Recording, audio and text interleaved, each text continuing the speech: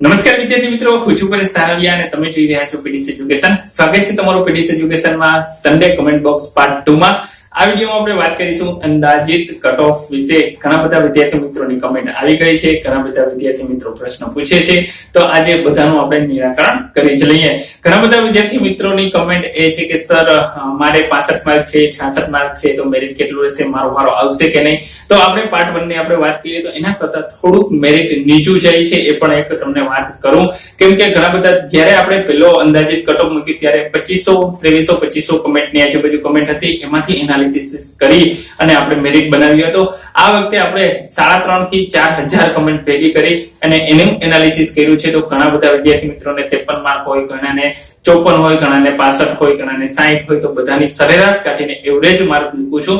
તો બધા વિદ્યાર્થી મિત્રોનું સરેરાશ નીચું જાય છે. હવે આમાં હું એસસી એસટી ઓબીસી કે જનરલ ની કેટેગરી વાઇઝ કોઈ મેરિટ એનાલિસિસ નથી કરતો, જનરલ મેરિટ કાઢું છું. જો તમારે એની આજુબાજુ હોય તો ચોક્કસ તમારો વારો આવી જશે એવું અનુમાન હું કરું છું, જે તમારી કમેન્ટ આવી છે એના પરથી. તો જોઈએ આજનો વિડીયો, અને વિડીયો જોતા જોતા સાથે સાથે એ પણ ચર્ચા કરીએ. ઘણા બધા વિદ્યાર્થી મિત્રોના એવો પ્રશ્ન છે કે સોલ્વ નથી થતા, તો આપણે એની સાથે ચર્ચા પણ થોડી ઘણી જ્યાં સુધી મને ખબર છે ત્યાં સુધી આપણે એની પણ ચર્ચા કરી લઈએ. તો પેલો પ્રશ્નની વાત કરીએ તો એક વિદ્યાર્થી ટ્વિંકલ અગ્રવાલ પ્રશ્ન પૂછે છે કે સર ગ્રાન્ટેડ સ્કૂલમાં જોબ મળ્યા પછી ગવર્મેન્ટની ભરતી આવે તો ત્યાં જઈ શકાય ખરું? જવાબ આપવા નમ્ર વિનંતી. હવે ટ્વિંકલબેનને એક નમ્ર વિનંતી કે જો તમે અત્યારે ગ્રાન્ટેડમાં જોબ કરો છો તો ગ્રાન્ટેડ તમારે જે ટ્રસ્ટ દ્વારા સંચાલિત, જો તમને એ રાજીનામું આપ્યો, તમે એને આપો અને એ રાજીનામાનો સ્વીકાર કરે તો તમે પછી જો તમને ગવર્મેન્ટમાં મળતી હોય તો જઈ શકો. જો એ ટ્રસ્ટ તમારો રાજીનામાનો સ્વીકાર જ ન કરે તો તમે જઈ શકો નહીં. એટલે ગ્રાન્ટેડમાં લેવામાં આ એક મોટી તકલીફ છે. પછી એક રજનીકાંતભાઈ પ્રશ્ન પૂછે છે કે ભરતીમાં ટ્રાયલ સર્ટિફિકેટમાં બીએડ નું જ માંગે છે કે 10, 12, બીએસસી, એમએસસી એમ બધા સ્ટાન્ડર્ડ નું કરવું પડે છે? તો બધા 10મું હોય, 12મું હોય, બીએસસી હોય, એમએસસી હોય, બીએડ હોય, એમએડ હોય, કોઈ પણ હોય, ટ્રાયલ સર્ટિફિકેટ ફરજિયાત જ છે. એટલે બધાનું ટ્રાયલ સર્ટિફિકેટ હોવું જોઈએ. કદાચ માગે, મારા ખ્યાલ મુજબ બીએડ બીએસસી એનું તો માગે છે, પરંતુ 10, 12 નું કદાચ માગે તો પણ તમારી સાથે હો રાખવું જરૂરી છે. એટલે જે લોકોને ન હોય એ અચૂક કઢાવી લે. આજે હવે વાત કરીએ આપણે અંદાજિત કટ ઓફ ની. ગુજરાતીની સૌથી પહેલા વાત કરીએ તો ગુજરાતીમાં 64 થી 65% નું મેરિટ રહી એવી અંદાજિત છે. જે લોકોને 64-65 હોય એનો ચોક્કસ માર્કમાં પર્સન્ટેજ હોય એનો ચોક્કસ મેરિટમાં નામ આવી જશે.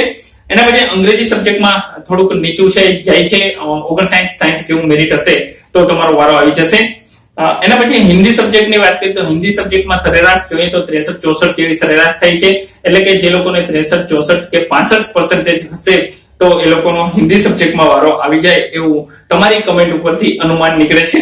સંસ્કૃત સબ્જેક્ટમાં સૌથી વધારે હાઈ જાય છે, 65-66-67% સુધી હાઈ જાય છે.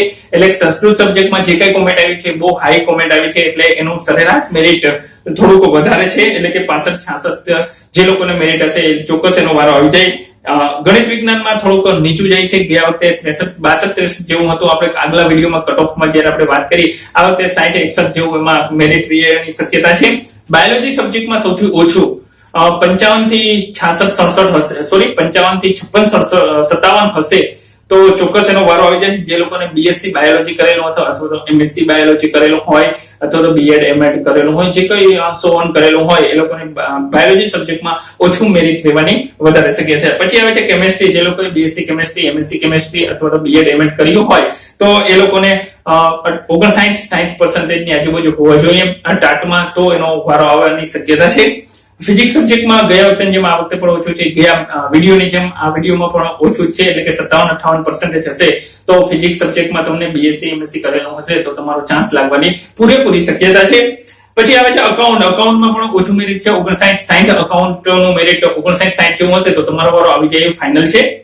પછી સાયકોલોજી આવે છે. સાયકોલોજી 60-61% જેવું સાયકોલોજીમાં મેરિટ રહેવાની વધારે શક્યતા છે. કેમ કે તમારી કોમેન્ટ આવે છે એમાં કોમેન્ટને આધારે 60-61% વાળા ઘણા બધા લોટ્સ ઓફ વિદ્યાર્થી હતા, તો એમાંથી એની સરેરાશ 65% ની આજુબાજુ સરેરાશ છે. એના પછી ઇકોનોમિક્સ ની વાત કરીએ તો ઇકોનોમિક્સમાં થોડુંક હાઈ મેરિટ જાય છે. કેમ કે 4-5 સ્ટુડન્ટ એવા હતા એને 70 અપ મેરિટ હતું, અને કોમેન્ટ સાયકોલોજીની કમેન્ટ પર થોડીક ઓછી છે, ઇકોનોમિક્સ ની કમેન્ટ પણ થોડી ઓછી છે. એટલે એમાં મેરિટમાં થોડોક ઉતાર ચઢાવ રહે એવી શક્યતા છે. 64-65% હોય તો ઇકોનોમિક્સમાં તમને મળી જાય એવી શક્યતા છે. પછી આવે છે જીઓગ્રાફી. જીઓગ્રાફીમાં મેરિટ નીચું રહેશે. આ વખતે 62-63% હશે તો તમને ચોક્કસ જીઓગ્રાફીમાં મળી જશે. સામાજિક વિજ્ઞાન, ગયા વખતે આપણે અંદાજિત કટ ઓફ સામાજિક વિજ્ઞાન એટલે કે એસએસ ની વાત કરતા ભૂલી, સોશિયલ સાયન્સ ની વાત કરતા ભૂલી ગયા હતા. તો આ વિડીયોમાં આપણે એને ચોક્કસ એડ કરી દીધું છે. સામાજિક વિજ્ઞાનમાં ઘણા બધા વિદ્યાર્થીઓ છે, સૌથી વધારે અત્યાર સુધીની જે કોમેન્ટ છે એમાં સામાજિક વિજ્ઞાન અને ગુજરાતી સબ્જેક્ટ વાળા સૌથી વધારે વિદ્યાર્થીઓ છે. સામાજિક વિજ્ઞાનમાં ટોટલ વાત કરીએ તો 1006 વિદ્યાર્થી છે સામાજિક વિજ્ઞાનમાં, અને ગુજરાતી સબ્જેક્ટની વાત કરીએ તો 964 વિદ્યાર્થીઓ છે જે ગુજરાતી સબ્જેક્ટની એની કમેન્ટ છે. તો સામાજિક વિજ્ઞાન સૌથી વધારે છે. સામાજિક વિજ્ઞાનમાં 67-68% જેવું ટાટમાં હોવું જોઈએ જો આ કમેન્ટ પરથી, પરંતુ મને મારા મત મુજબ તમને 65 કે 66% હોય તો મળવાની શક્યતા છે, કેમ કે બધાને સરખું ના હોય કે કદાચ આ તો આપણે વાત આટલા વિદ્યાર્થી 1000 વિદ્યાર્થીની વાત કરી છે સામાજિક વિજ્ઞાન, પરંતુ 1200-1500 પરથી આવે તો લેવલ ઘટી જાય છે એનું, કેમ કે કોઈ એવો હોય 53% હોય, કોઈ એવો હોય 56% હોય, તો એનું સરેરાશ લેવલ ઘટી જાય છે. 65 થી 66% એસએસ માં હશે તો તમારો વારો ચોક્કસ આવી જવાની સંભાવના છે. અને લાસ્ટમાં આપણે હિસ્ટ્રીની વાત કરીએ તો 62-63% જો હિસ્ટ્રીમાં તમને હશે તો એનો વારો ચોક્કસ આવી જાય છે.